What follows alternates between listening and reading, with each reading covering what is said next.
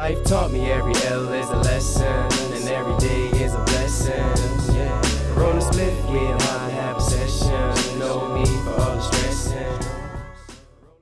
It's your boy DK, the Real Man. It's the Real Balance Podcast. Welcome back with another one. Today, we got some special guests, man. Some dudes that I look up to like crazy. Got mad respect for. I studied these dudes. I still study these dudes, how they move. So let me get right into the introduction. First, we got my man CJ Smith, man.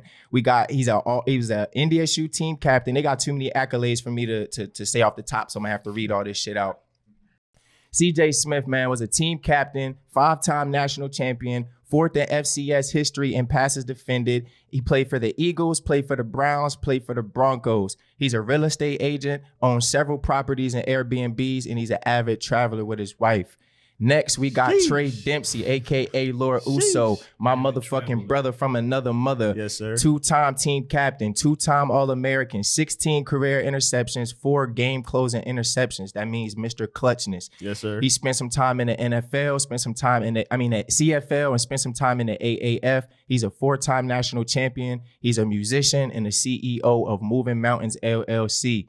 Lastly, we got my dog, Marcus Williams. Everybody already know who he is. Everybody spent time in his restaurant establishment, you know, with the $15 chicken wings. We're going to talk about that later because, you know what I'm saying? They be out there taxing, you know what I'm saying? But look, man, so Mark Will was an NDSU team captain in 2013, 3-time All-American, Missouri Valley Conference Defensive Player of the Year in 2012, 21 career interceptions in college, how many, bro? 21. The crazy part is how many of them was touchdowns, though?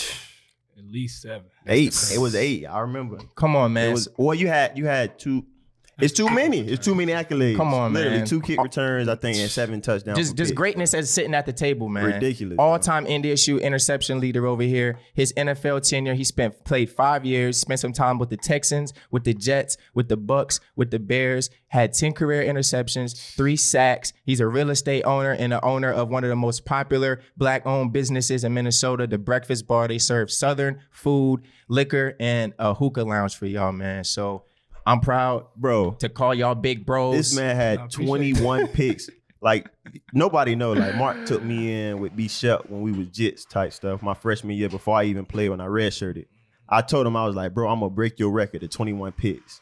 Bro, I balled out and I only got 16, bro. I mean, 16 is not no only, though. 16 ain't no only, but that just show you what 21 like is, behind, bro. though, huh? Yeah. That's second, huh? Nah, Robbie broke it. Oh, what he got? Yeah, he went crazy. He got 17. Yeah. Okay. Yeah. He got you by 1.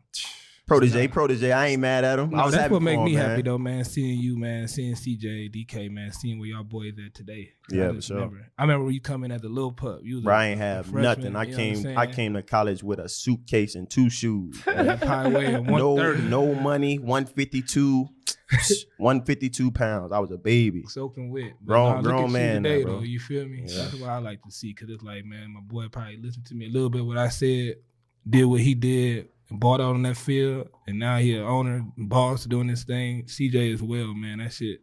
For me, I love that. It makes me feel good as a person. Absolutely, man. Facts. We appreciate you paving the way.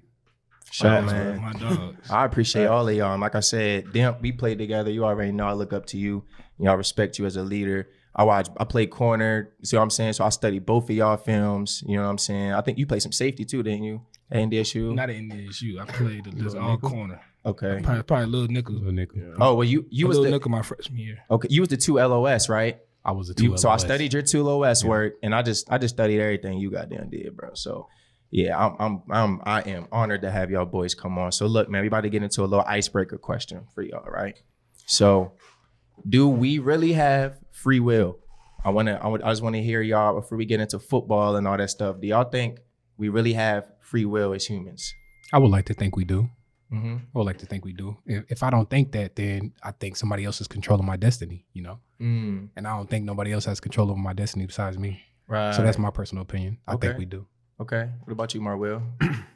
I'll say definitely, yeah. I mean, there's certain things that put you in positions where it's a little bit tougher. You feel me? Mm-hmm. But for the most part, you do have free will. I feel like there's a certain extent they let you go with the stuff though sometimes. But like he said though, like CJ said, you don't never want to make it seem like somebody else is doing the things for you. So, I mean, in America they say you have free will. You're supposed to be able to do this and that and the third if you follow the steps. So, I mean, I'll say, for the most part, yeah. Okay. What about you, Demp? Philosophy major, bro. What you mean by free will? What's your definition of free will? Yeah, true. Who the philosophy major? Me? Demp? Oh, okay. I didn't know that. Yeah. I mean, you said, what's my definition of free will? What's your definition of free will? And how to give you an answer. My definition of free will is like, well, first, let me answer the question. I think free will is an illusion because most of the shit that we do, we only do it because we got to. You know what I'm saying? Even I mean, we're going to get into some of the questions later. So I think the illusion of free will is what gives us the feeling of free will, but we don't want to go get real estate. We don't want to work. We don't want to goddamn half the shit we do is because we don't. It's just you kind of speaking for other people. You saying you don't want to actually do that stuff. You doing it because okay. Well, let me not speak for other people. Yeah, you kind of speak for other people. I'm doing that confidently because I feel like, you know what I'm saying. Yeah. Most of the stuff we do is just out of survival. You know what I'm saying. So it's like. You have to work to make money, basically. Right. So is that really free will? And so, you know what I'm saying? So that's where, you know, free will is the wholeness of it. But you don't have to make money. You know, you can go be a monk. You know? Yeah. You can go be a monk. Yeah. You don't have to do that. Yeah. We did a study in one of my philosophy classes about this like rat maze, and they put cheese at the end of the maze, and the rat always had like 2 or 3 options to go, and he always picked a certain way to go. So technically, we are the rats. Like, we don't even know how the world was really created or the universe was really created. You know what I'm saying? Yeah. So we always got, like you said, you could be a monk or you could go work. That's free will in those 2 choices, but you don't have the free will to just end money and be like, fuck that money. So we got free will to do what we limited to do. Right. That's what I said to a certain. That's what I said So to we a got certain- free will I to like do what that. we're I like limited to that. do. But if you want to just take off like Superman right now, you don't have the free will to do that stuff. You don't have the free will to live forever. Right. So it's like you said, it's an illusion. And in that illusion, you could freely live in between choices. Right. So Okay. It's like that whole it's like the whole Matrix thing. You can either unplug from the Matrix or, you know what I'm saying? and that's only 2 choices. You can either live in the Matrix or unplug. yeah, like it's literally be a monk or be aware of what's going on in society and say, you know what, shit, I'm about to go get me a mansion and some other shit. Yeah, I feel like it's different levels to it, bro. Yeah. Like, it's real levels to that. Okay. All right. So look, we got fact or cap. Is it fact or cap that a man's purpose comes before his relationship? What you mean?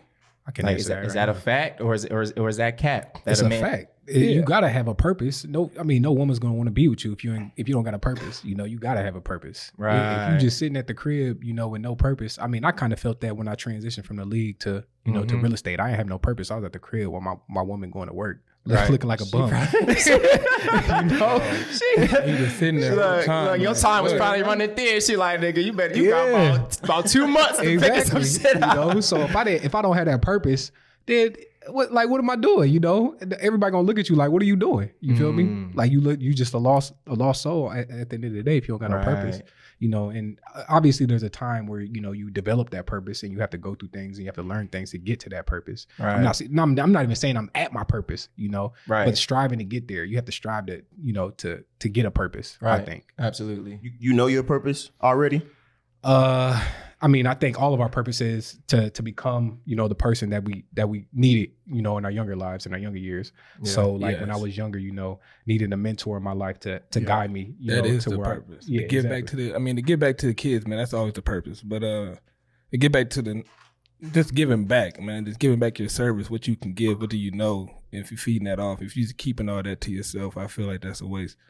But for me, yeah, I definitely think that's fact as well, though. Just backing off what CJ said. I mean, nobody want to get into a relationship. I don't even think you should even want to get in a relationship unless you know what you're doing with yourself. Right. You feel me? So Right. that's the main thing. I mean, controlling yourself, because we older now. We ain't just trying to get in a relationship just to be in them.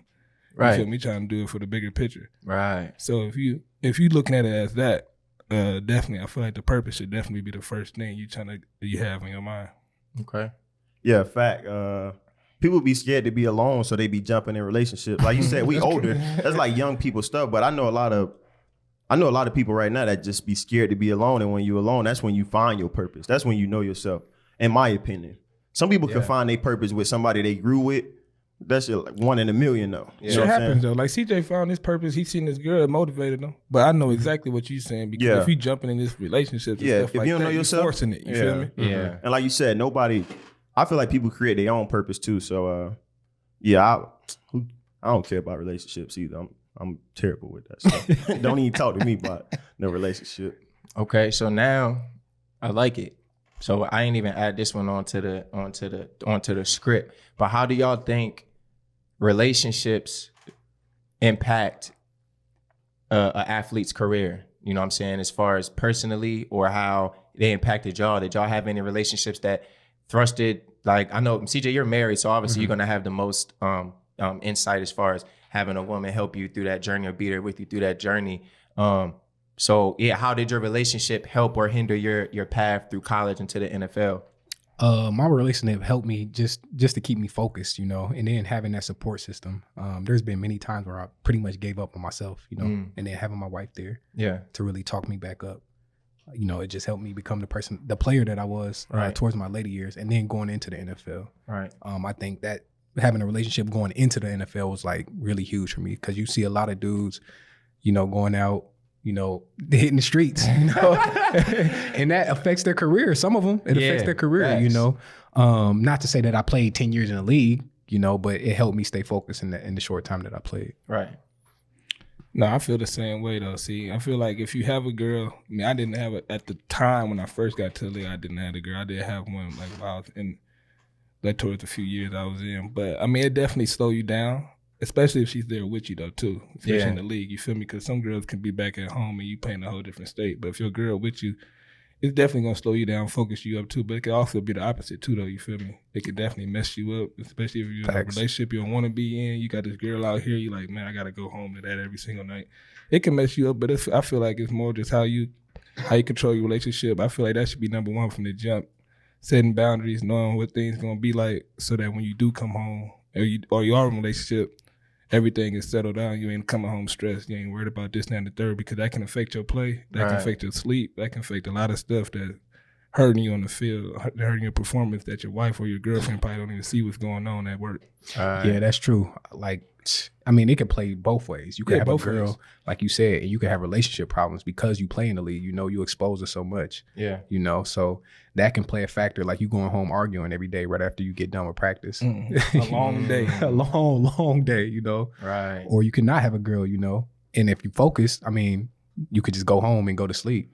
Right. But then there's two sides of every coin, you know. Right. It's all about how you control your focus though, man. Facts. Yeah. Like CJ said from the jump, your focus. How you control that, that's the main thing. If you know, because me, like I used to love to have fun. I used to love to go out, but I used to know how to handle it as well. You feel me? Just to make sure I never missed a day. I never missed a practice because I was hungover or because I was too tired or nothing like that. I made sure if I was going to do something, I made sure my job came first, and I was going to make sure I was there first. Right.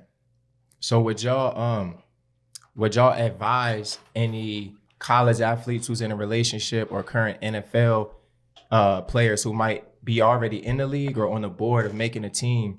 What advice would you give them as far as, would you say cut the relationship off if it's not helping you stay focused? Would you know? For sure, 100%. I feel like that 100%, or find a way to make it work, because I mean at the end of the day, you trying to make a living, you trying to change your life. Right. And you don't want nothing holding you back. You purpose. What was the question again? The purpose? Exactly. You gotta know what your purpose relationship. Is. And you got a chance, you really got a short chance to change your life. And if you letting anything come between that, no matter what it could be a girlfriend, it could be some family issues. If you letting anything come between that, it's gonna hurt you, and you're gonna regret it eventually. Right. Probably build some resent towards them people because you're like, damn, I almost caught me a bag, but you know what I'm saying? Yeah. So I mean, my advice, just control, like I said, make control. If it's keeping you focused, stay with it. Mm-hmm. But if you having problems, if you having any issues, man, find a way to get out of that. There's a million girls out here, trust me. Yeah, I feel like it starts with self. Yeah, you find yourself and you find your energy, you stable at, your balance. If somebody help raise your vibrations, okay, keep it cool. Like, man, I had a long ass day. I came home, she cooked, cleaned up. everything. And she gave me some head. Like, she take care of me. Like, she's really helping me out. I'm not out here sexually stressed and all that stuff. Like, so if she really down for you, okay, cool. But if she's messing you up and everything you got going already, to the curb. Got to. Is it hard to be faithful? And while I mean, I ain't trying to get nobody in no trouble or nothing, but no, you definitely get stuff thrown at you. That's a good question. It's definitely a challenge for sure. You definitely gonna get things thrown at you. Like you said, it's up to you though, man. What you feeling, how you feeling at that time. Right. Yeah. Priorities, bro. Yeah. At the end of the day, it's priorities. Okay, man.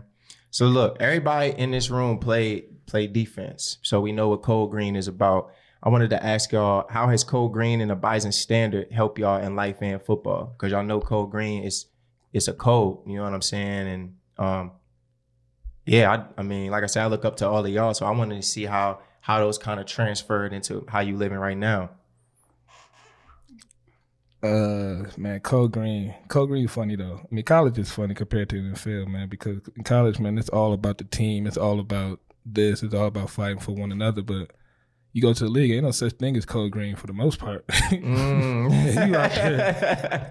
out there, you find it out quick, man. You out there for self because now it's a business. You feel me? And these people don't owe you nothing. They don't owe you no no loyalty. They don't owe you nothing. And the players, you see that. You be like, dang, man, you ain't trying to run around. They like, nah, man, I gotta protect myself. And you really see it because it's a business, right? And they gonna treat it like a business. But I mean, with Code Green. I mean, we all had that speech what Code Green meant to us and all that. And it was just, I mean, for me, it was just family, people coming together and working towards one. And to me, I still use that to this day. Like, when I'm at the restaurant, I mean, I got the cooks, I got the front of the house, I got everybody, bartenders, all that, bottle service, girl service. I got all that working with me as a team, you know what I'm saying? So, So for me, it helps me out when I'm working with them. Okay. Let's go back into football. How would things work? How would I work? I need these people doing this. You got to do your job here. You got to do your job there to bring it all together. Right. So, I mean, that's what it taught me a lot. And I still use a lot of the things I've learned from college, from school, like Code Green, like how to be together, how to be a family, how to get everybody on the same page to want to get the job done. Right. Yeah, Code Green to me, man, it's really like the brothers on the team, like the black brothers. I ain't gonna sugarcoat it. Like that's what really like opened my eyes is just seeing all the successful brothers on the team, like DJ and Warren. They were seniors when I was there, and just seeing them like being able to graduate and shit like that. I'm like, damn, that just opened my eyes. You know, they not even Code Green, right. But But Code Green, man, for me, it just raised my standards. You know, seeing dudes like Mark Will have success on and off the field. You know.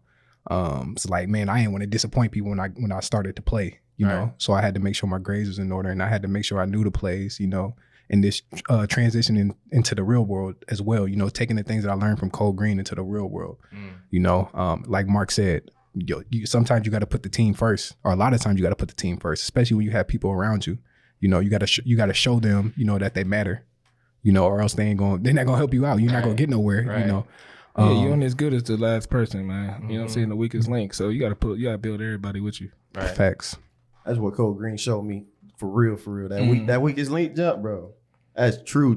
That's real. And you gonna facts, find bro. out that weakest link on the summer workouts too, bro. And in real life, facts. You gonna find out and you gotta figure out how to get that person on the same level as everybody else with you. Right. Bro, with Code Green, it taught me how to be a leader.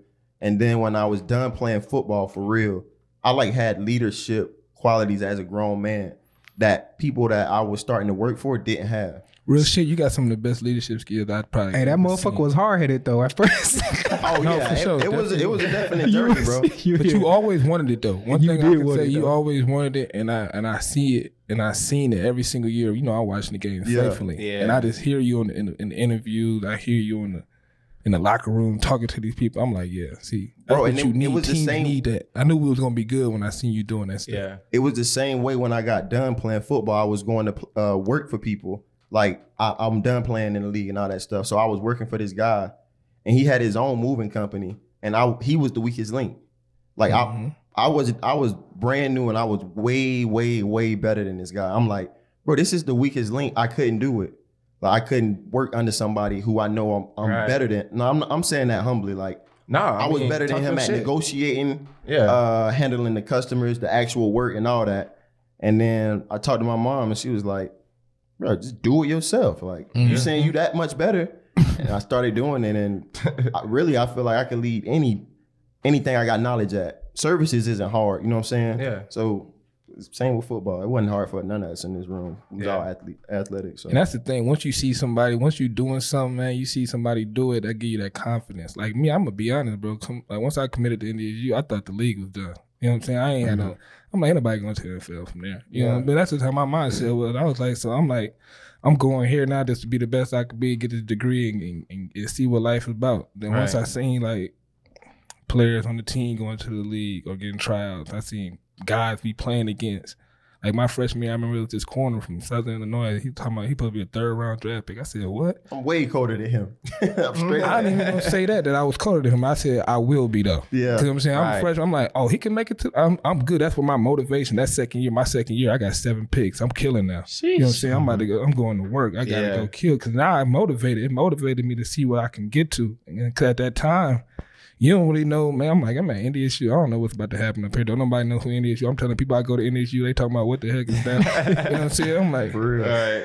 We losing. We was 3-8. You know what I'm saying? We was bad. So y'all came into it was decent. We was bad when I got there. And it was like people getting kicked off the team, scandals here, scandals there. I'm like, oh man, I don't know what's going on up here. But man, when I seen that stuff that motivated me, man, it kept me going. Oh, that's what's up, man. So, what was something y'all struggled with that could have ensured that you played longer or performed better, either in the league or in college? I wish I ate better in college though, but I mean, I feel a lot of that has to do with the school. I mean, I ain't gonna blame them like that, but I mean, a lot of the food we was eating wasn't like that shit stuff that you should bullshit, eat. Yeah, bro. Stuff at the you don't even know, bro. Like when I first got there, when Mark was, it was worse. Yeah, and that's when the program was already doing better. So I can't imagine what it was. And it's like even before there. Yeah. RDC, I mean, eating McDonald's every other day because that's all you can afford. You feel me? Shit. It's a lot of stuff. So I wish I took care of but I think at that time I don't even know what taking care of your body was because we was really never taught that. You feel me? Right. So it's like, I'm like, once I got to playing my first year, I'm like, man, why y'all eating all this? I'm looking at people crazy and stuff, but I'm just looking at my body. I'm like, whoa, okay, I'm like, okay, let me get right. But I'm saying, so, I mean, I did play longer, but I'm saying if I was doing this from the jump, there's no telling how longer I could have went because then eventually my body wore down, my hamstrings messed up. That's why I wasn't able to play my last year. I messed up both my hamstrings. So I'm like, man, what was I doing? Personally, we both had bad legs. If I would have worked on my leg strength better, I feel like I'd be in the league right now.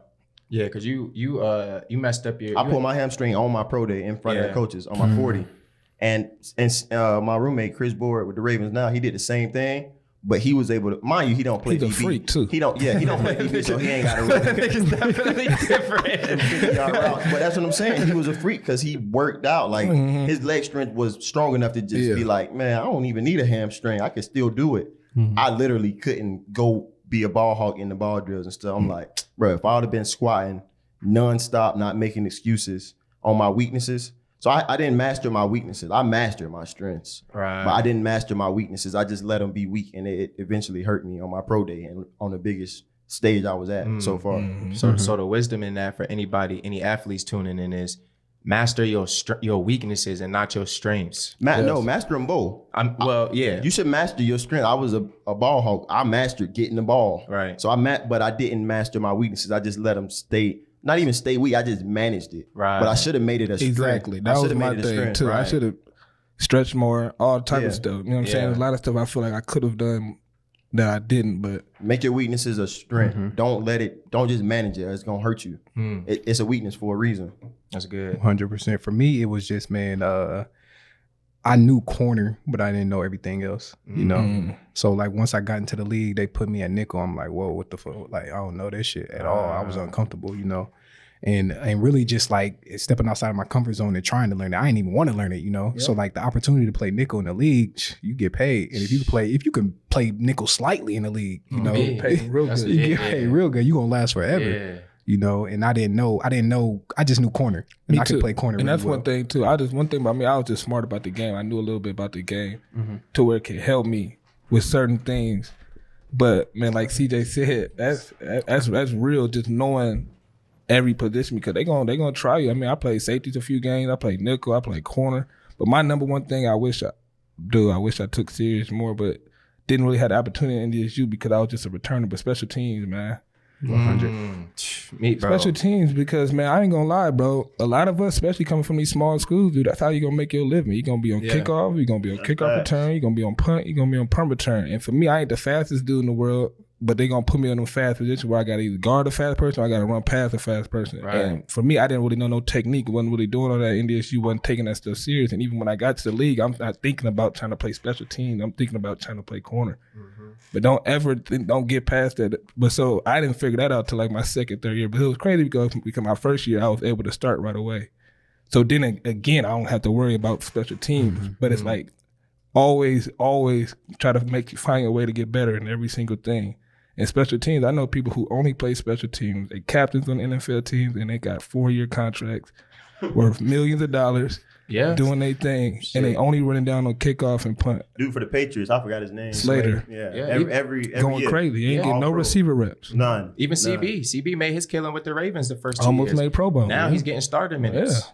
I'm mad as hell they just lost to the damn Raiders, but I ain't even gonna blast him like that too. Man, yeah, that game was insane though. Shit, it was. Man. But yeah, CB balls on all special teams, and now he's, you know what I'm saying? Because he did that at NDSU. He did too, do that. You know what I'm saying? He balled at NDSU on special teams, so he was able to take that. He was able to take what he learned and what he knew and just keep going on. That's what they liked him as. You know what I'm saying? They see that. So I wish there was more opportunity for, like, I don't care if you're the star corner, the star receiver, and especially if you're at the FCS level, get your butt on special teams. No matter what the coach say, get on there. I don't care how many reps you take in the game. Because I wish I'd have did more special teams, more this, that, and the third when I was at school. Yeah, don't box yourself in. Do not. For sure. Me too, bro. When I first got to NDSU, bro, I had the biggest ego struggle because I was a top recruiter in my class coming in. But you know when you come in, bro, shit don't be sweet. You might be the best athlete, but if you don't know the gap, if you don't know that 2 LOS, you know what I'm saying? If you don't know them intricate details, they're gonna hit you with the play your role, and then they're just gonna see how you do. And I ain't gonna lie, I failed because I'm like, bro, I'm trying to play. Like, bro, y'all ain't bring me here to spill no damn shit on no damn punt return. Like, what the fuck, like. Bro, dead ass. But I'm saying, so any youngers that's watching this, bro, learn, like, earn that role. If they got you on special teams, just embrace the role, dominate it, and until your time comes to shine. You know what I'm saying? Like, don't take it lightly. You got dudes who played very successful at the next level and the college level telling you the same things, and I'm telling y'all from my own experiences as well. Like, so yeah, definitely don't sleep. Like, on I ain't gonna lie, I teams. feel like if I was good in special teams, I'd probably have another 3-4 years of my career for sure. Easily. That's dope, bro. That's dope. And if I didn't get hurt. Okay. But yeah. Nah, that's dope, bro. So look, we got did y'all struggle with like self-doubt and being good enough? It's either in college, and then I know when you get to the league, I know that mental got to be tough. So like, how did y'all deal with those thoughts, with those battles, and what advice do y'all got to any youngins that's tuning in? Man, yeah, I definitely did. I quit. I don't know if all y'all know that story, but I quit. I dead ass. I called my agent, was like, yo, I can't do this. Like, it's causing me too much stress. Yeah. Like, I'm done. And it was at nighttime. He was like, yo, I'm gonna call the coach in the morning, you know, and we'll let him know. And so I was up all night, like, damn, what should I do? You know, crying, you know, just thinking, like, I can't do this. I was stressed, bro. I can't lie to you. I was stressed. And I didn't think I could do it. That's what I mean by, like, giving up on yourself. Luckily I had a partner, you know, who believed in me, but yeah, like, and it wasn't even like I doubted my ability. It was like the mental aspect of the game. You know, I'm at practice. You don't get no reps. No reps. You get 1 or 2 reps, dead ass. I'm not joking. Damn. You get 1 or 2 reps at the end of practice. Right. And you got to make the best out of those reps. Right. You know, and I'm fucking them reps up. So I'm like, I'm getting beat, you know. So I'm like, shit, this is a wrap for me. What I'm going to do in my life. Right. I played football my whole life. What I'm going to do. Man, that bring me back, man, in my rookie year in Houston. I mean, at this point, I wouldn't say I had self-doubt, but I'm like, it's probably no way I'm making this team because I ain't getting there. I'm like, CJ, it'll be hot ass days. You probably get 2 reps of team, all the scout reps, especially all the special team reps. You going crazy. That's where you got to kill. You got to kill. That's where I got a little bit better because I was like, I ain't getting in on defense, so I'm going to make sure I do this. But when I wasn't in on defense, I promise you I was making sure I knew every play. I knew everything. I'm asking all the questions. I had some good vets. I had Kareem Jackson. I had Jonathan Joseph. I can go talk to. Ed Reed was there. I mean, it's got people I could really go talk to if I needed to. You know what I'm saying? If I needed something. So I'm trying to tell you, I was with them dudes every day, trying to figure out how much I was. If they talking about they coming in at 6 a.m., I'm coming in at 6 a.m. So what I tried to do, I tried to figure out what I could feel, because at that time I'm like, bro, I don't know how I'm gonna get in this thing. I don't know how I'm gonna do it. So this is what I'm gonna do. I'm gonna try to. I said in my rookie year that it went from 8 to 10 on a practice squad. So I'm like, I'm shooting for practice squad. You know what I'm saying? You got to get in some. You got to get in where you fit at. 100,000 is way more than I was making last year. Yeah. You feel me? Even after tax. So I'm taking it. So I said, hey, that's what I got to do. Let me figure out how it was. I swear that cut day was one of the scariest days, whatever. Walked in, I seen some of the homies with the trash bags. I'm like, oh no. Damn. Dude, like, hey man, coach want to talk to you. I'm like, oh, here we go. Back to Fargo. So I go upstairs. He like, well, we're going to release you, but we're going to bring you back on practice squad. I said, oh, it's up. I said, I promise you, you would not regret this. And you got a pick in the preseason with them, didn't you? No, I almost had a pick. I dropped the pick, but I had like 2-3 PBUs. I made the practice squad on the last game, because the last game they let just all the rookies play. But I was smarter than them other dudes. Like I told you, they cut a lot of corners, a lot of rookie corners, because they wasn't thinking. They wasn't trying to be in the meetings with them other dudes. So they cut a lot of them. But I ain't gonna lie, that last game we played against the 49ers with Craig Daw. I don't know if y'all know Craig Daw. He went to NDSU too. We know Daw. Yeah, Craig. So we played against Craig, talked to him. He said, man, ball out, man. I swear, I killed that game. I had about 2 PBUs, came up, made about 3 folk tackles. So that next day, I ain't gonna lie, I was feeling kind of confident. Coach told me good game, this and the third. Still got cut though, but made the practice squad. After that, the rest of the history. But you're gonna have that doubt, man. But it's like, what do you do? You know what I'm saying? Do you like, some people do what CJ do, and that's real life. That is human. If people say they don't quit, they lying, man. If that stuff don't go through your mind, if you don't think that stuff go to everybody's mind, I don't care you JJ Watt, that stuff goes through people's mind all the single time. And it's like, it's how you build for it, who you got around you, who surrounding you, and what are you going to do to make sure that you in that position to where you can make sure that you find a way, find your role. That's what I wanted to do. I wanted to find my role on that team. Right. So do what you can to find your role to fit in, man, and then just stand out. Yeah, and just going off of that, man, like once I quit, like something hit me, and I was like, it's just like, take it day by day, take it hour by hour, take it minute by minute, take it second by second. And I was like, shit, if I'm okay in this second, then I'm Gucci, let me just be in the present. That's when I started, like, getting spiritual and shit. Right. So I just started becoming more in the present moment. And for real. And then like my play just took off, so like it was at the end of OTAs, I was getting cooked every day at practice. They was trying to make us play inside man, and niggas is just running go routes on me all day in practice, and that's the quickest way out the league. Right. And so like went home in the summer, focused up, came back, and I was like, shit, I only got a month left. Shit, if I don't make it, like shit, I'm gonna just at least give my all, just take it day by day. Took it day by day, start balling out, in practice, on scout team. Like the quickest, the players like in the league, the starters, they gonna tell you to go easy. Yo, chill on this route. Never chill. Never chill. Bro. Kill them. They might get mad at you, but I promise you the people upstairs will not get mad. You're not there to make friends, bro. So if you're a rookie corner, and you in the league, any rookie, and Julio Jones come up to you and say, hey, little nigga, relax. Kill him. Dead ass. All right, look, hey, y'all heard this from some vets. Unless it's a Friday practice. Yeah. Unless it's a Friday practice, you probably get away with. You don't want to be no duck. You don't want no duck. But the only thing that on the Wednesdays or camp, go crazy every time you get a chance. Jay Rich taught me that. Bro, I was thinking about that. I was like, I wasn't in the league, but when I redshirted, they had me on scout. I was getting picks every practice. They hated it. They was like, hated it. It was like, bro, the corner ain't gonna do that. I don't care what the corner gonna do. You ain't gonna make me go out here like no duck. Throw my way, I'm gonna pick you. And from that moment on, hey, they stopped throwing my way even on scout. So that's good though. And That's when the coaches knew. I guess I ain't speaking from NFL experience. I'm speaking from young college. It's the same thing. The same thing. Yeah. It's the same thing. It's still scout team in the NFL too. Yeah. Where they got to draw it up, how they corner. They want you to jump this. They want you to do that. They got all that stuff. Duck, bro. Yeah. They want you to look crazy. They run a circus in cover 3. The only good thing about it though is scout. See, once you end the practice, once you end the season, you're on scout team, you good. Unless it's a Wednesday. Wednesday go hard. Even Thursday go hard. Like go hard like it's because them is your game days. Yeah. When I was on practice squad, Wednesdays and Thursday was the day I got to go out there and go against Andre Johnson, go against DeAndre Hopkins, and go out there and I got to show these boys. That's where I fucked up. That's you know what I'm saying? That's where you got a Wednesday and Thursday. That's work day. That's where you got to go. My boy Ted, if it wasn't for Ted, I probably wouldn't have did that. I probably wouldn't have thought like that though. When I got to the Jets, man, he like, Will, you supposed to be the next Reeves. This before Reeves got out there. He said, boy, your feet, boy, you supposed to be the next Reeves. You got to come out here and kill these boys. Yeah. Next thing you know, I was out there for like 4 weeks. DBs was getting killed. Rex Ryan said, I don't care if you're on scout team, I don't care what team you're on. I said, if you whoever stand out in this practice, you start next week. Promise you I started the next week. That's 100. But you got to though, because you got to kill these people. That got to be your mindset. Because like I said, man, you got an opportunity really to change your life, man, to change your family life. I had a son at the time too.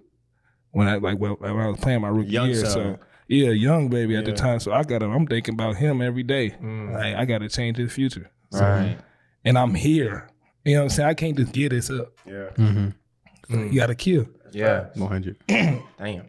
Eat or be eaten, Jay Rich. Bro, I look at life like that, bro. For real though. I don't know how people could go through all that stuff, all the stuff we talking about, and then just go back to regular life, bro. Like, it's hard. Trust me, bro. And I'm not even saying just not being a celebrity or superstar. I'm saying like you actually go back to working for people and taking commands from people who ain't even trying to be great, and they just settle with that, bro. You ain't even doing what you want to do. I do. So, I you know would what I'm saying? never ever understand it, bro. And you was moving couches and stuff. You didn't want to do that. And you listened to somebody that you don't even respect. And I couldn't do it. I couldn't live in that state from doing the stuff I did to reach the levels I reached. I couldn't stay like that, bro. There wasn't no way. I don't get how people do it. It's so hard, bro. I ain't gonna lie. Like me, my transition still to this day, I still be trying to figure out now what's my next steps, man. What I'm trying to do here. It's like, cause man, I ain't gonna lie. Since I was 5 years old, every day I've had practice. You feel me? Every day I went to football. Every day or at least when the summer when the summer over, football about to start. Till the last. So I'll tell you, I did that for what? From I was 5 years old to 28. You know what I'm saying? Yeah. So now what I'm supposed to do? 100%. I don't know, but I know through all them years, I done formed enough skills that ain't football for me to be great still. No, that's real though. And that's facts. But that transition be just so tough because now you thinking of, you get people talking about, man, you should be start doing this, or you should be doing that, or you should be doing this, or I mean, you see this person doing that, why ain't you doing that? This and that, third. So that a lot of that stuff can mess with your mental. You feel me? So like you said, man, that's when that time you just got to sit down, find yourself. Facts. Find out what are you good at, what you want to do, and just go full throttle. Like, look at this man. I swear to God, I love looking at this dude every single day. Man be getting me pumped. I'm like, oh yeah, he working. I gotta go get that work in too. Yeah, bro came from nothing.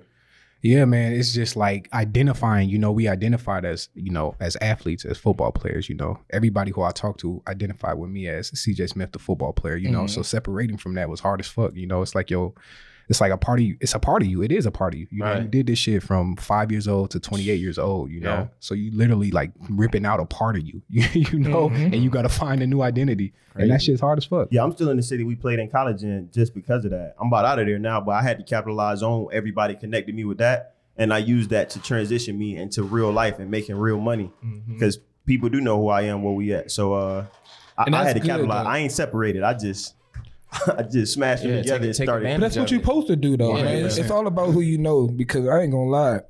I mean, now it's funny, though, because a lot of people come to the restaurant, they don't know I play football. Not at all. Unless they look at the screen and all that. But, I mean, some of the people do. The people who do, they always gonna ask me, when you going back? When you doing this? I tell them, man, if it was up to me, I'd still be there. Yeah. But so they still ask me that, this, and that, the third. But I ain't gonna lie. I get so many people come to me, man, I didn't even know you play football. But I don't talk about it that much. You feel me?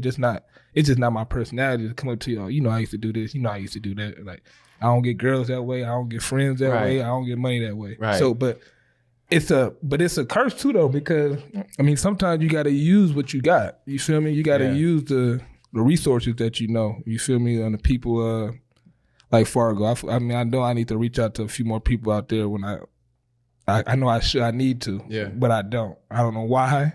Oh yeah, you tripping? Ain't nothing but money. Ain't nothing, but I know it ain't. But it's like for me, I don't even know. It's like you just got to get there though. You feel me? That's why I'm still in that transition mode to where I'm like clearly got my mind away from ball.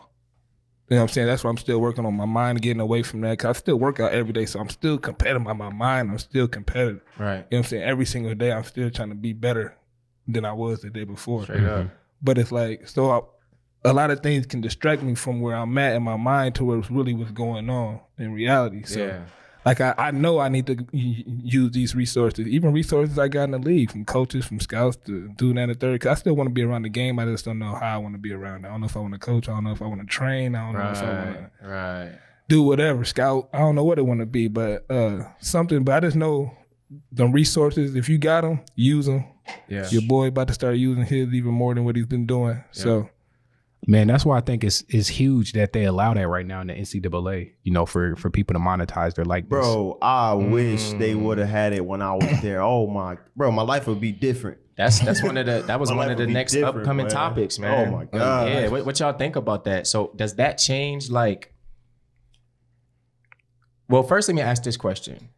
Do you think more people go have the dream of going to the NFL because they love it or because they see it as a ticket out? Bro, everybody here at this table, I know all us here, everybody at this table went to college broke as hell. Mm-hmm. Like, we ain't have nothing. If it wasn't for football, negative. We probably wouldn't even went to school. You know what I'm saying? We all came on full rides type stuff. So if it wasn't for football, we would probably we might still be broke, because I learned a lot in college that's helping me out in life.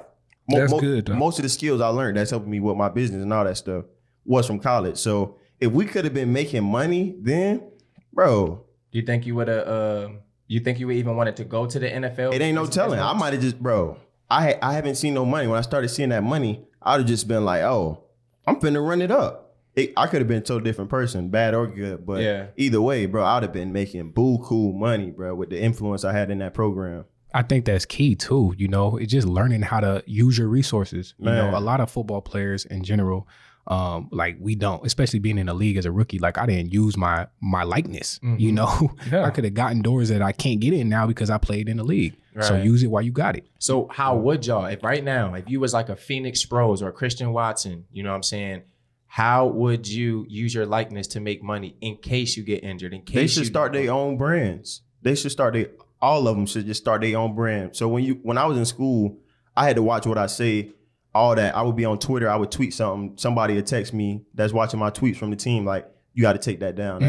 We used to get that all the time. You can't do that. Like, you literally text you 1 minute after because they got their stuff notified. But with that being the case, they got their own brand now. I don't just represent the school no more. I could do this. And I could get money for it. I don't got to be ashamed. I could put it out there. And the more people seeing you actually making moves, the more people gonna want to help you when you making a move. So I would tell all of them, start branding yourself. Bro. Yeah, you got to start branding yourself. I feel like that's just important. That's everything. Because it's like, man, like, you got an opportunity, especially in Fargo, man, how much they love football. Bro, imagine if you could have branded yourself before you was even done playing football. No, for sure. When you were done, you already got your brand set. It's just gonna leap you that much farther. So I just see all the autographs he used to sign, bro. Man. You could have been getting paid for all Coaches of them. Getting paid though. Man, fans hitting you up on Instagram, want to do this, want to do that, and it's crazy. Fans used to offer to pay too. I ain't gonna lie, and you can't accept it. What type of slavery is that? Yeah, can't even. I'm like, nah, it's all good. Can't even take you out to eat. Man, probably still can't even do that, but. Man, I just feel like it's good for the player, though. For me, I'm happy for them. You know what I'm saying? We paid the way. That's how I always look at it, man. We paid the way for them to be able to live like this. And the things they doing today, I hope they take advantage of it. I hope they understand the opportunities they got, man. Make YouTube channels. Do everything you got to do, man. Do the things that you're going to do to get these clicks, to get this money. Because you're not going to have this fame. You're not going to have this name. You're not going to be on this team forever. And football is definitely not forever. Not at all. So take advantage of it. Man, even when I was like what CJ said, man, I wish I even took more advantage of it at NDSU, and I wish I took advantage of it even when I was playing. But it's so hard when you playing to focus to even think, because you don't even think you don't even think you can do that. You don't even know who you are when you're playing because you're playing. You know what I'm saying? Unless you're one of these top notch stars, you don't know who you are. You like, oh, I can't go talk to that person. I can't go do this to that person. But what this thing right now is doing is changing the mindset. It's changing the views. You're not just a pawn out here. You know what I'm saying? You actually are worth something. You can be making real moves out here. You really worth something. And they're starting to do it in college, which is good because you're learning that what you're gonna be able to do in the future. And even if you don't even have a future in football, you can do this stuff right now. Even if I'm sure there's plenty of players who would never thought they'd be able to make a dime can make a dime. You could be a third string and you could still do something with your likeness. Yeah, look at Cam Newton. He just got cut, but he was already branding himself.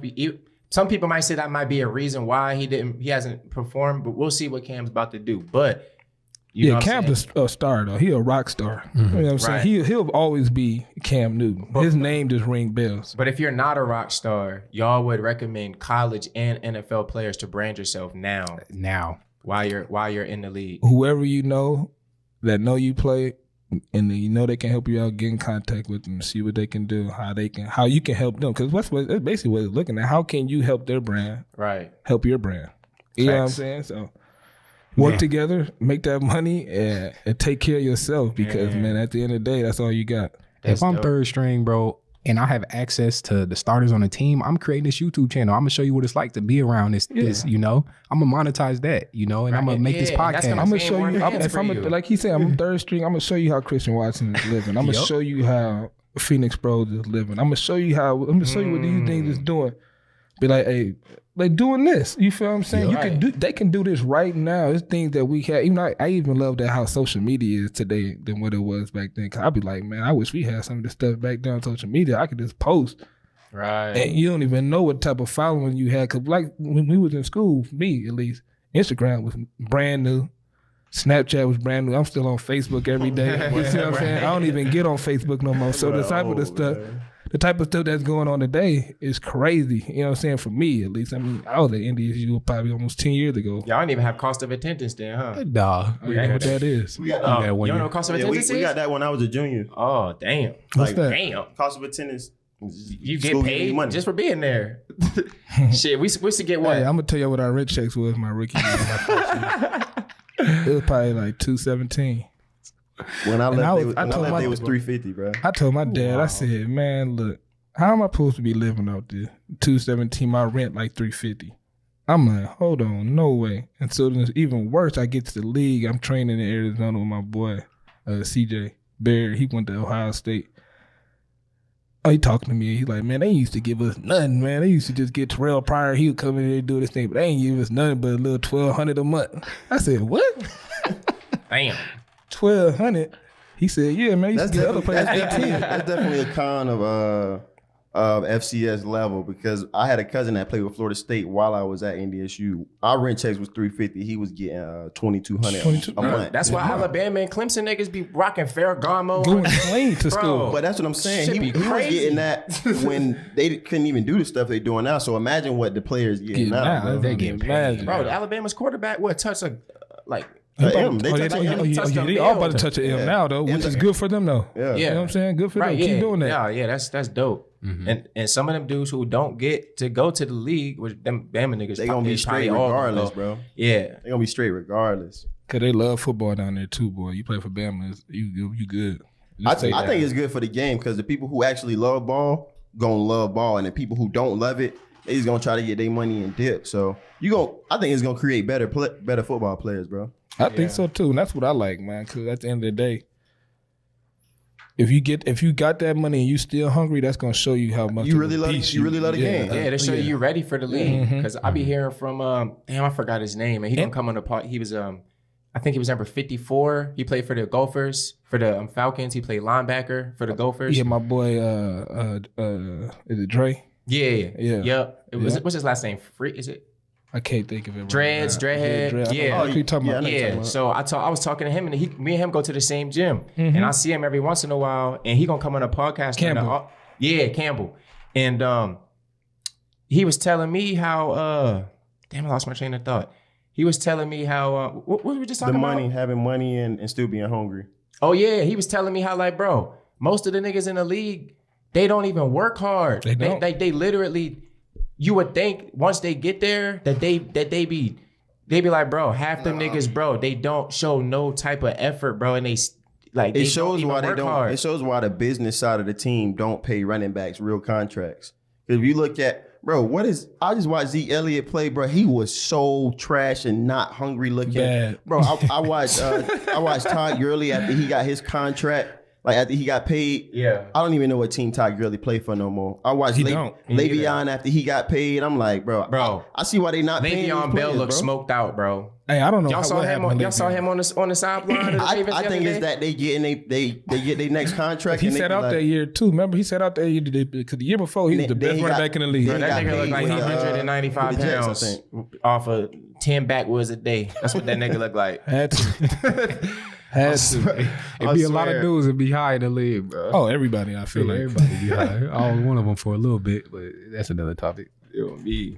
So, do y'all think coming from the FCS hindered y'all league recruitment at all? Like, do you think if you went to it don't have to be a Power 5 school, just a FBS school, you would have got drafted? You think your league tenure would have been longer? Not for me specifically, because I on my pro day, I was ranked 11th safety out of all the safeties. Mm-hmm. So if I'd have had a good pro day, I'd have been straight. I just got hurt. Right. I feel like my injury did. Yeah. I feel like I hindered myself just by not getting my legs strong. Like I said, if I'd have did that, I was ranked higher than all them other schools because they just saw my film and they saw I was like that. So it ain't matter. On the draft board, I was the 11th ranked safety out of all of them. So I'd have been straight. Me, I say yeah and no. Only reason why I say that is because I would like to see somebody else from Florida like get 21 picks and not get drafted. Mm-hmm. Right. I would like to see how that is. Right. I don't think that'll ever happen. Hell no. I forgot you didn't get drafted. Mm-hmm. Didn't get drafted. So it's like yes and no. And I mean, NDSU's much bigger now than even when I came out of school. Even though we had 3 championships, we even bigger now after what Carson did, what Trey did for the school. You feel me? Right. We're even bigger on the map now. I hear people talking about NDSU all the time now. Yeah. When I first got to the league, they used to laugh at us. Yeah, or you're a D2 school. Yeah, D2 school. They used to tell us we got receivers wearing 47. Swear. They say you play on Wednesdays. I used to hear all the jokes. Man, they used to kill us. Hell no. I'm like, we'll beat your school. Yeah, right. We'll really whoop their school. Right. Type shit. Damn. So yeah, I mean, this respect kept coming though. As the team got better, as the players, we kept getting better at the school and kept winning. So I mean, people put us on the map. But at first, I don't know. And like I said, I would like to see what would have happened if somebody from a different school, like something like that happened. But it definitely hurt you, bro. Like Jabril. I mean, think about Jabril. Yeah. And I wish we had what we had for Jabril. Not saying I probably would have left, but I definitely would have been you know what I'm saying? It would have been a topic or something that you got to look at. I feel like you got to go sometimes. Yeah. They didn't even let us know that was an option. It wasn't an option. The transfer portal wasn't an option. Do y'all think Brillo would have got, I mean, I haven't got to speak to Brillo yet, but I think he thought he was supposed to get drafted higher than when he got drafted. Do y'all think if he would stay at NDSU, he got hurt, he probably would have got drafted way. He might not have got drafted, bro. Yeah. No, I think he would have drafted. What he got? 3rd or 4th? 3rd, I think. Yeah, I think he would probably went 4th. He went this year. He did. He went 4th. 4th. He would have went 5th then. I think he would have went around after 3rd, and I think he went 4th. Because he was too good though. You know what I'm saying? For like when I mean you good, was too good. But when I mean you good, had like 21 that's picks, not what I mean. When I mean good, he's also a beast and he fills out. He had you potential. Feel me? I'm not like 4-2. If I was 4-3, for sure I was good. Yeah. You see what I'm saying? He has everything that you want. Bro, he could play. So he probably would have went instead of 4th, he would have went 5th. I feel like just because of the small school. But you can't really say that when you got quarterbacks going number 2 overall. You got a quarterback going number 3 overall. Quarterback is different. Yeah, I feel like it's different. Yeah, it's different. If you look at Kyle though, was Kyle like undersized for what position he was playing and stuff? Yeah, Kyle should have played linebacker. Instead of DN, but he was so good at what he did. But in the NFL, he's not a DN. Yeah, he's not a DN. I remember not one he fell. I remember Billy Turner. He played tackle, but they proved him to guard and tackle. I remember Croc didn't get drafted either. Like, Croc should have been drafted. He had a legendary season type stuff. So I was at Towson because y'all know I transferred from Towson to NDSU. Yeah, I was at Towson that year. Y'all played in the championship. Yeah, that was my last year. Mm-hmm. Y'all niggas was lit. I'd have never thought in a million years. Y'all had that running back though. He was tough. Terrence West. He was tough. My nigga V. Shout out my nigga Vito too, bro. Because look, number 7, the short bro. Because that nigga was a load too. But yeah, T West was a problem. All I remember was West. Y'all was ops back then, bro. Back to West and he didn't fall. Just the running back, bro. Yeah, T West was like that, bro. I'd have never thought. He went to Baltimore for a little bit, didn't he? Yeah. Yeah, he played out there. He was clowning in the league. Him and Ingram. bro. His personality reminds me of what's that boxer, bro? Adrian Broner, bro. He reminds me of like the So he a football real version clown of AB, bro. Like, yeah, clowning. bro. Shit funny as hell. Yeah, T-Russ was that man up Towson, though, bro. Talking about Ingram, talking about Mark Ingram? Yeah, they was there together, I think. Really? Mark Ingram is hilarious. He one of the best teammates I ever played with. When I was down in New Orleans. Dog. Him and CB got real close. Dog, real, bro. He a real one. Yeah. He one of the realest dudes I've been around. He's just a good teammate. You feel me? I could tell, bro. I could tell. Baltimore did him dirty. And Bro, then, Baltimore do a lot of niggas dirty. They did him so dirty. With who JK came in and he was gone. He wasn't even a thought. But he down in Houston now though. And he balled out last week. We need him, bro. Mark Ingram is a solid, tough running back. he old though, bro. He was playing with Tim Tebow. And he's still against him. like that. You seen that the other day? He's I still seen like that on TV last night. Yeah, he was playing with Tim Tebow, bro. That's a long time ago, bro. I was a kid. So NFL old and NBA old, two different things. Or NFL old is like 7 years. That's it. That's what's crazy. He probably been in the league. Mark probably been in the league with 9 years. That's nothing in any other sport, bro. Mark been in the league, bro, over 10. Nah, cause where would I be? I'd be 8 right now if I was still playing. So he'll be either 9 or 10. It'd be at least no more than 10 though. He a running back. He been around for a minute. He's still producing at a high level. So, and that's hard at running back. It's super hard. I mean, I think the fact that he's a good teammate too. That's the number one thing about him, though. I'll never forget. I don't care what he did on the field. I'll never forget. I won't remember one thing he did on the field, but I'll never forget what he did in the locker room. And I mean, they want that in the locker room. So no, for real. He a real vet. Yeah, real. Yeah, for sure. That's what's up. Shout out Mark Ingram, man. And we was hooping in there too. If you see this podcast one time, you need to come on and let me interview you, cuz. Yeah, man. So look, I got what advice would y'all give someone who isn't getting a chance in the league? Because we all know somebody or multiple people who's just dreaming, and you can see when is it time to let go, or when is it time to move on? You know what I'm saying? Because you obviously can't tell somebody like give it up, but what you trying to get to? You trying to get to the NFL? Because it's like, man, getting to the NFL is so hard, bro. Because once you out 1 year, bro, they already starting to look at you as if you're not nobody. Mm-hmm. Unless you a freak like Josh Gordon, who's running 4.3 at 6'5". Yeah. He can keep getting chances. Yeah. You know what I'm saying? But it's like, bro, so the thing for me, man, I see it all the time. Even train with a lot of people who probably want to get to the NFL or want to get to any other league. Like, so what are you trying to get to? That's my first question. You trying to get to the NFL? You trying to get to the CFL? You trying to get to the AAF? You trying to get to the XFL? I would say NFL because that's where we all aim. Mm-hmm. You know what I'm saying? But obviously we got the alternative leagues. The NFL, bro, I'm not gonna tell you. I'm gonna be honest. It's tough. It's so tough to get in there, dude. Cause I mean, you see even guys like who had great careers go undrafted. And like it's so hard. What's gonna make you stand out that didn't make these other people who had these chances stand out? Or even if you did kill out in college, but you still waiting this and the third. The NFL is not a waiting thing. It's not saying, I'm gonna try to go there in 2 years. Well, it's been 2 years since I've been playing, but I've been training. It's hard to happen. I ain't gonna lie. Who the connects? You know what I'm saying? The agents don't really. The agent is. An agent can only do so much, man. An agent can only hit up a team and tell them how good you are and send your film and this and the third.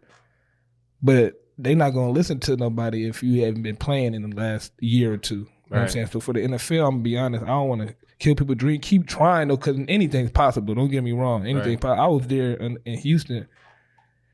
I was with the Jets when Buddy, who was standing in front of Houston, had the little thing. And he got signed.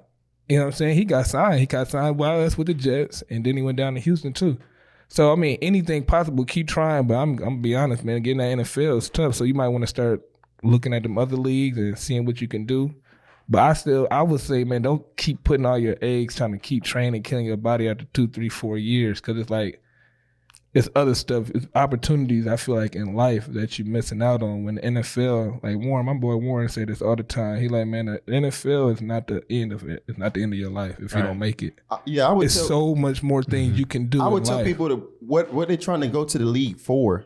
Like what Right, you trying to What's do your football goals? or you Yeah. trying to do it to make millions of If dollars? you just trying to make money, bro, you can make money doing so much stuff, especially with the skills you got to reach the level you at now to even have a chance of thinking of the NFL. Right. But for people who actually love the game and they like, bro, I always dreamed this since I was a kid. Did you dream it so you could buy your mama a house and your kids be straight? Or did you dream it because you just want to be better than Ray Lewis and Tom Brady? For them people, I tell them keep playing because I done seen many experiences. You know, I play with the AAF and stuff, and some of the people that I played on the team with. And that's the thing, yeah. Some of the people I played on the team with in the NFL balled out, and they in the league right now. You know what I'm saying? So it's possible if you got the real love for the game. If you don't got the love for the game, it's gonna show, bro. It's other ways to make money if that's what it is. Yeah. And go to them other leagues. Go to the CFL. Exactly. Go to the AF. Because you have to play. You cannot not play. Yeah. If you don't play, you're not. See what killed me was the COVID year when I was trying to get back. And the CFL wasn't even available, and all these other leagues wasn't available. Same, bro. You see what I'm saying? So that's what hurt me when I'm trying to fit. So I just went a whole year without playing. That's killing me. I already know in my mind they not looking for that. Right. You didn't play football in a year. They not looking for that. So just playing them other leagues and ball. Cause like he said, I know plenty of people in the AFF who was playing there, who I played with, went to the AFF, and now they still in the league now. Yeah. So man, just take advantage of what you can do. All that XFL, stuff. all those IFL leagues, arenas. You gotta keep playing. You gotta keep playing. If you're not playing, you're not getting back in the league. So even if people turning their nose up to like the IFL and the arena leagues, if you can get on a team to play, y'all would advise people to get on the team and play. If they got the real love for the game. If you don't got the real love for the that'll prove the test. If you could play at the low levels where you ain't even really getting no money and you balling out and you just trying to climb the ladder, you really love the game, bro. You ain't making no money. You know what I'm saying? So them people probably gonna make it. Right. If they got the real talent too. Yeah. You know what I'm saying? Right, But of course. And injuries too. If you keep getting hurt, that's gonna kill you too. Yeah. Cause that's gonna be always. If you feel like you got hurt this year, so I gotta get surgery or this. If you keep hurting your body and you keep getting hurt, that's just another sign. Like, okay, I might want to start looking at something different here soon. I ain't gonna lie, but you gotta be real though, cause that stuff is cutthroat, bro. And I seen it. You know what I'm saying? They real cutthroat. You don't want to hurt dreams or nothing. But these people don't care about you. They don't care that you got hurt. They don't care about none like that. They trying to save their job too. At the end of the day, they got to bring the best players in. They got to bring the right people in. Right. But my thing, I don't want to kill dreams. But I always tell people, man, just keep working hard until you feel personally in your soul that you done with it and you can't do nothing else to help the game. Right. Like Dim said, man, there's other options. You know, a lot of people ain't doing it because they love the game. They doing it because they see it as the only option. You know, to make money. There's other options, man. Absolutely. And the only reason why people don't think of the other options is because it was all we ever knew. It was all we was ever taught. Like we said, we've been doing this since we was, man, real jits, real kids back at the house. You know what I'm saying? We've been all we know every year, football. On TV, football. Facts. You know what I'm saying? Backyard, football, everything. So just, man, once you figure out that there are other options, you know people that you see what other people are doing, then try to get motivated, get you a mentor, somebody that can put you through life and help you out. Because, man, in this game, man, you only got a short span of it, man. You probably got 10 years of your life for this game, if that. Really got about 4, to be honest, if you're trying to get to that top level. Yeah. Yeah. So it ain't all sweet either. Trust me. The league ain't all sweet, man. It's like, I mean, you getting the money, but you got to get there to get, you know what I'm saying? You got to really put the work in. You got to get lucky. You got to get there and stay there. You got to get there and stay there. You got to get lucky, man. Getting to the league is luck. A lot of it is luck. Facts. They got to. If you playing corner, they got to throw at you. If they not throwing at you, you ain't getting no action. You ain't getting no work. You ain't getting no work. Yeah. You got to stay healthy. You got to do a lot of stuff, man. A lot of stuff coming to playing to the league and getting to the league. And it's fun. It's a lifelong dream. Don't get me wrong, but it's like, it ain't the end though. That's what I'm starting to see now. Like, it's so much more you can do. Right. And still be good. Still live a good life. So this is real balance, man. Real life. Facts. Real perspective. So the perspective given here is if you're in that gray area, no matter if you're in JUCO trying to get D1, if you in between college trying to get to the league, or if you in and out of different leagues, the perspective to take from this conversation is create balance in what you're doing. You know what I'm saying? So get some side income as you're still working out. You know what I'm saying? My boy EJ, he's still training. He was with the Ravens for a little minute. Him and I played JUCO together. You know, he's renting Turos. He's renting his car out on Turos. He's using some of the money he got from the league to get the Turo cars. You know what I'm saying? So it's a bunch of ways that y'all men out here still in pursuit of that dream can get money while you're still pursuing trying to play. You know what I'm saying? But that's the main thing. And work hard, bro. That's one thing, man. You have to work hard. Like literally, I don't think we talked about that enough. How hard you have to work. Like literally, this thing, like to make it to that top level, you gotta be studying film every day. I love film. You gotta study film. You gotta work hard. And when you in that gym, even if you don't want to, I used to hate training at first, but once I seen how much better it made me on my game, I was addicted to it. Yeah. It was nonstop. I used to always want to get better. Calling TJ, my trainer, let's go get some work. He calling me because he worked even harder than me. Yeah, that's TJ, one thing I like about him. TJ one of them So ones. when I'm with somebody like that, it's automatic. It's motivated me to be even better. But you have to every single day do something to get better. I don't care if it's stretching, yoga, something to make your body better. Because your body is what you got. The body is what's gonna make you play. Yeah. So if you ain't putting that work in, you ain't working hard, you ain't studying the game how you want to, because you can't cheat the game. The second you try to cheat the game, you're gonna be done. I promise you. Play the game. Don't let the game play you, man. God. Well, look, man, I think we done for today, man. It's your boy DK the Real, man. Thank y'all for tuning in. Thank the OGs for coming through, man. The NDSU GOATs, and we gonna catch y'all next week. Life taught me every L is a lesson, and every day is a blessing. Roll a spliff, get high, have a session. No need for